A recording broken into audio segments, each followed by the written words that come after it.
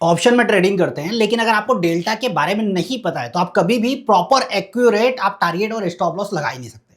इसके लिए आपको समझना पड़ेगा कि कैसे हम डेल्टा की मदद से प्रॉपर टारगेट और स्टॉप लॉस लगाएंगे। तो समझिए, देखिए, सबसे पहले आपको क्या देखना है, हमको यहाँ पर देखना है कि निफ्टी का प्राइस फिलहाल कितना चल रहा है। तो निफ्टी का प्राइस अभी फिलहाल चल रहा है 25,533।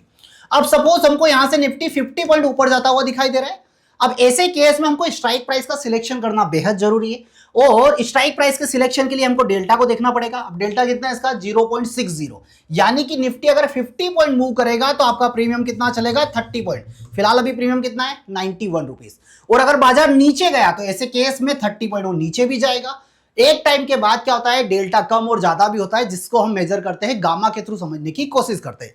हर स्ट्राइक प्राइस का अपना डेल्टा होता है। जैसे अगर मैं 650 वाला देखूं तो यहां पर इसका डेल्टा देखिए 0.28, यानी कि अगर निफ्टी 50 पॉइंट मूव करेगा तो आपका प्रीमियम ओनली 14 रुपीज मूव करता हुआ आपको दिखाई देगा।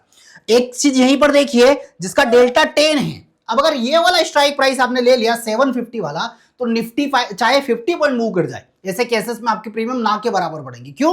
क्योंकि ऑब्वियसली डेल्टा के हिसाब से इंक्रीज होंगे, लेकिन टाइम वैल्यू खा जाएगा तो फिर वही मूव नहीं हो पाएगा। इसलिए डेल्टा को समझकर सही डिसीजन लीजिए और उस अकॉर्डिंग अपनी स्ट्राइक प्राइस का सिलेक्शन कीजिए।